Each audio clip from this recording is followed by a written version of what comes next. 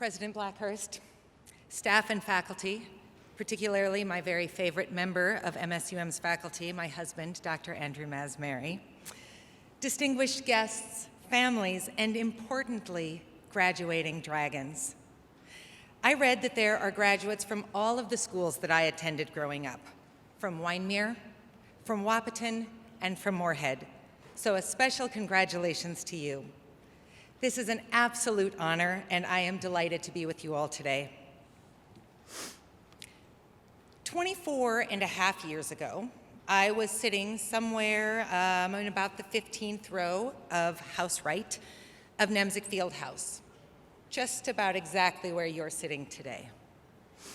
I don't remember much about my graduation, I'll be honest. I didn't really want to go. I think my mom made me. And I don't remember the speaker, but I do remember that someone standing on stage called out a name of one of the graduates and asked that person to raise his hand. And it turned out to be the young man sitting right next to me. And he was called out for being the graduate who came from furthest away, all the way from France. And I had to laugh, because when you leave these doors, you can literally see the house that I grew up in from Nemzik Fieldhouse. So I had to think that perhaps I was the graduate from closest to what was then Moorhead State University. Not only did I not really want to go to graduation, but I actually didn't want to go to MSU either.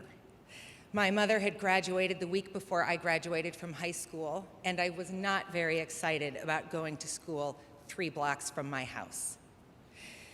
So I made a deal with my parents that I would go for 1 quarter. For 10 weeks, I would go to school, and in those 10 weeks, I would look for another school. But, as is so often the case, I got a boyfriend, and then I got cast in a play, and then pretty soon I stopped thinking about leaving because I began to love it here. I loved my classes, I loved my professors, I loved the people I met, many of whom are still very important friends in my life.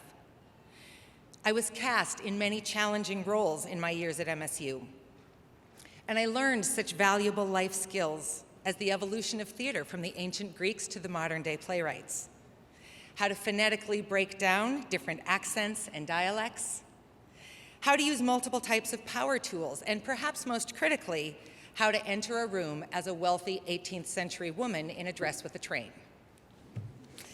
But in all seriousness, what I actually learned from my time at MSU in the theater department was how to take big risks, how to fail, and how to get up again and again and again and again. But I wasn't thinking about failing and having to get up again, sitting somewhere in about the 15th row that warm May day. I was thinking about my grand next plan.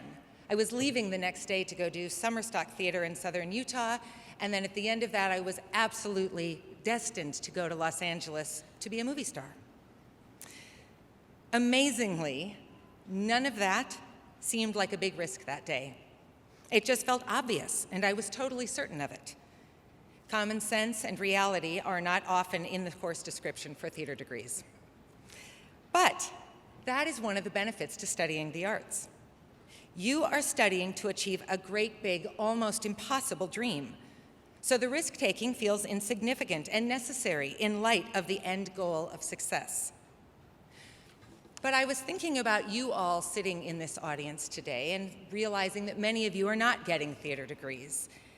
And so then I began to think that actually, if you want to develop a cure for a type of cancer, if you want to redefine our education system, to find a sustainable food solution to our growing global population, to create an alternative fuel source, to become a state or national politician, to write the next great American novel, or record a platinum record, or make the next American Mona Lisa, to work on Wall Street, to bring clean water to sub-Saharan Africa, to work for an NGO, or whatever you have spent these years getting ready to do after today, you have great big, almost impossible dreams as well.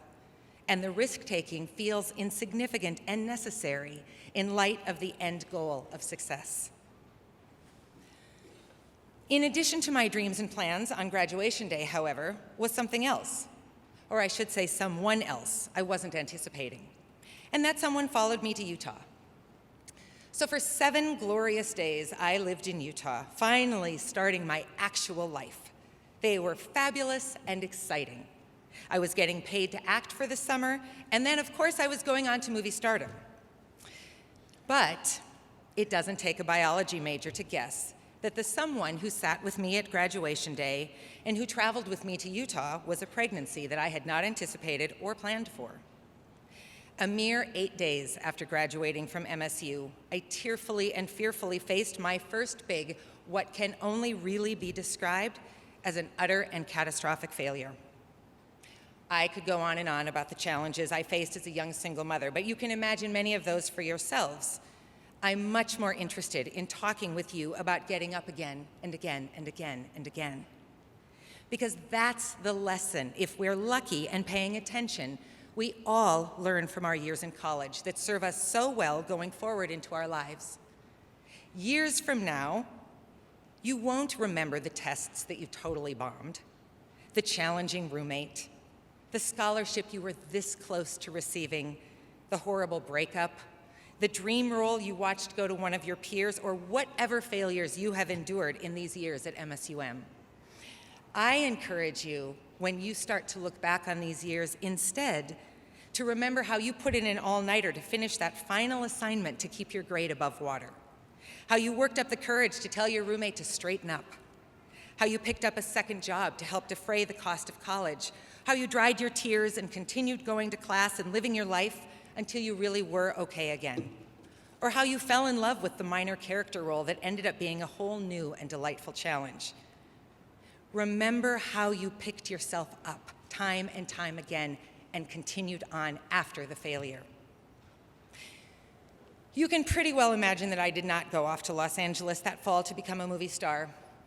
Instead, my path took me on a completely different journey through fits and starts, through failures and successes. I've gotten to do a lot of professional commercial work over the years, and my theater degree, despite having earned 2 additional degrees, has served me brilliantly and remains my favorite degree to date. It's my most useful degree because it taught me to listen closely to others, to react honestly in the moment, to communicate effectively, to work collaboratively and independently, to trust my own instincts, to stand proud, to play a character when necessary, and to put myself out there for all the world to see and judge and criticize, and most importantly, to survive the judgment and the criticism. So today I'm an arts activist, and I use what I learned in the theater department at MSUM to champion the arts and fight for their value every single day. I have found a way to make sense of my own journey, to find meaning in the work that has been set in front of me, and to continue to dream of what's next, because I have faced my failures head on and the critics, and I have gotten up time and time again. And I will unapologetically say to you today that I am a success. I might not be the success I thought I was going to be, but the failure and the recalibrating that comes from those lessons, as well as the wins, have created a rich life, one that I could never have imagined, and one that I might not even chosen if someone had shown me a crystal ball all those years ago. And if you had told me, sitting in about the 15th row, that I would be standing anywhere on this planet, much less back in the exact same location, nearly 25 years later, saying that not being able to pursue my one single passion has not just been okay, but actually spectacular, I would have told you you were a liar. Or I would have assumed that I had received a traumatic brain injury somewhere in my 25 years, and it rendered me a completely different person along the way. And that unplanned pregnancy, that first epic failure, he's a 23-year-old reliability engineer working for Boeing, playing his violin in a community orchestra in, wait for it, Los Angeles. Sometimes I think the universe must really love its job in our lives. So you are all sitting here today, dreaming of the next step of your journey, which begins in just a few minutes. Start right now to gather up the skills and the assets and the experiences, as many as you can, to add to your bag of life tricks. And if your first job saps the life out of you, quit it. If it's intriguing but not what you told everyone you were going to be in high school or college, that's okay. If you get fired, take some time to live with that and then get back on the path to pursuing what's next. Lean into failure when you encounter it, because believe me, regardless what path you take, failure and disappointment will find you. It's not easy, it's not comfortable, but it's where you will learn the true strength of your character, and it's how you will build the foundation that becomes your life. And you will discover joys and successes that you cannot begin to imagine today, because those detours will take you down paths you would never have taken the opportunity to pursue. Would I love to have been a movie star? Absolutely. Have I wasted my life because that didn't happen to me? Only a few moments here and there. But I'm not done, and you are definitely not done. Our path is long and windy ahead of us, and there are many passions to actively pursue, and even more to kind of fall into and make your own. Keep your eyes open, enjoy the journey, take the risks, get as comfortable as you can with failure, and get up again and again and again. You will be amazed at where it leads you, and I wish you so, so much success on the journey.